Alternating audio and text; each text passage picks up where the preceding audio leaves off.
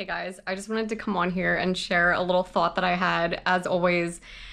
And it's a bit of an interesting angle today because my room is a mess, so I'm like hiding in the corner, hoping to keep the clutter out of the video. Um, anyway, the thought that I had that I wanted to share, and I'm curious if it resonates with you at all, is this idea that like the things that you notice as you're like going about living your life, you notice them for a reason.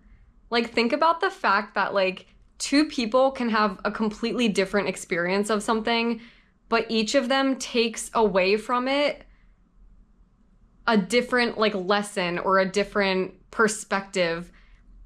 And that is unique to them, and it's unique to them for a reason. So, like, I don't really know in life if we're all, like, given this divine purpose when we're born into this world, and it's like this purpose that we must fulfill before we die.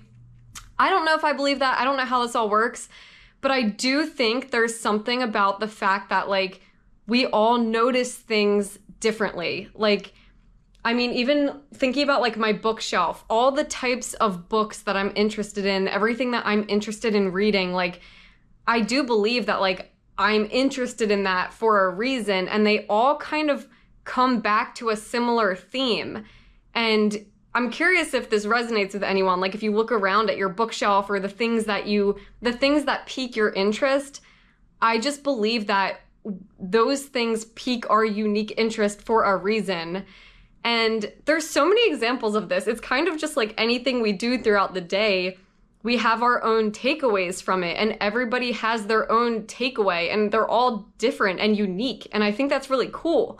So like a couple months ago, one of my friends was leading like a spring equinox gathering, like mindfulness gathering type thing. And in it, she was using an analogy. And it's funny because my friend who's leading this gathering, she's very into like environmental stuff and nature and the harmony between people and nature. And she works for like an environmental organization. And that's just like her vibe. It's like who she is. It's what she naturally gravitates towards. It's like what lights her up. That's not necessarily the case with me. Like I love nature and I love spending time in nature, but it's not like environmental causes are like my top passion in life. So I don't have a ton of books on my bookshelf about like nature or the environment or things like that. And I thought it was interesting because as she was leading this gathering around the spring equinox and talking about our emotions tied to the seasons and all this stuff, she kept bringing analogies in that were linked to nature. Like one story she told was about when she was up in Maine or something, and she noticed them tapping the sap. Like they would tap the sap to get the sap out of the trees. She was explaining the process of it. I'm not an expert. I can't tell you how that all works, but but she was using that as an example in life of like guiding us all into what do we want to tap the sap for in our lives. Like what she was talking about this next year, what do we want to bring into fruition? And she was just using the analogy of like, when you go to tap the sap, you're trying to get that sweetness out of it, and saying like, what is it that we want to tap out of ourselves or in our lives? And basically I saw that and I thought it was interesting how that analogy comes to her. And when she had that experience of being in Maine and watching this happen, that was her takeaway, because she naturally gravitates towards nature and the environment, and she sees the world through that lens. So if she's like going on a hike, she doesn't just look around and see like trees and plants. She looks around and she notices like the connection between us and nature and how everything coexists. And whatever experience you have, you're gonna notice things differently from how other people notice them. So another example I have, because I was cleaning out old folders earlier, I have like a big bin of papers and things that I've saved throughout my life. Like I actually need to throw out some of this stuff, but I have this paper that I was given in middle school by my middle school science teacher. It was just a worksheet that we had to fill out. It was literally like a science exercise we had to do where we were given the human genetic variations of comparing like the African Bushmen to Europeans to Cherokee to Japanese, and it shows the gene variations in all of these different types of people.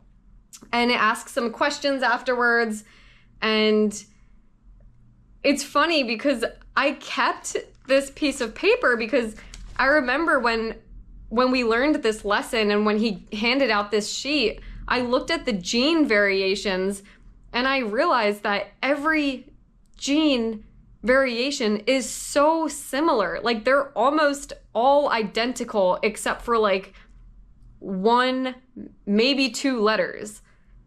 But they're all made up of the same letters and they're all very, very, very similar. And I just remember sitting there in my middle school science class and thinking like, wow, humans are all not that different. Like whether you're born in Africa or Europe or Japan, we're all so similar. Like we're basically the same underneath it all. Like, yeah, we have these physical traits that you can see that look different and it looks like we're all different, but at the root of it, we're all the same. And it's funny because that thought that I had, that thing that I noticed in my science class, it's the reason why I saved this paper, because it's connected to this like value of mine, which is like unity and connection with other people. And it's like this life philosophy I have that like people are so much more similar than we think. And I still had that paradigm, I still had that value when I was 13 years old in middle school. And it's just been a through line throughout my life. It's been a passion of mine. It's just been this life philosophy I have that like humans are all so similar. Like we look different, but at the root of it all, we're all made up of the same stuff.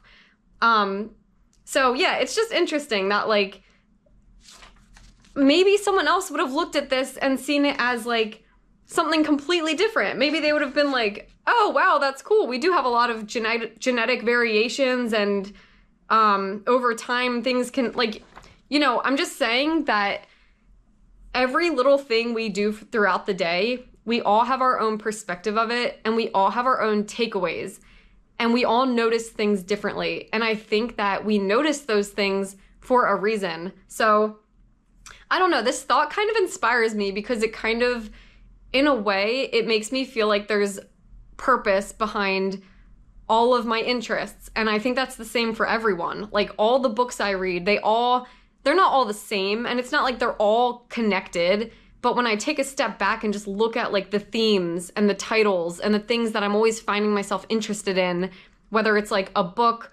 or whether I'm going to watch like a lecture and then I'm taking notes on what the lecturer is saying, but then I look at my notes afterwards and all the notes follow like a similar theme because it's like that's the thing that I'm most interested in. I don't know. Hopefully you know what I'm saying here. I just wanted to share that because I think it's kind of, I don't know, it's fun to think that like we all notice things differently and I think we all notice things a certain way for a reason. So if you watched it this far, this video, I would love to hear what your thoughts are on this topic or this idea. Let me know in the comments like what you think about all of this. Does it resonate? Do you know what I'm saying?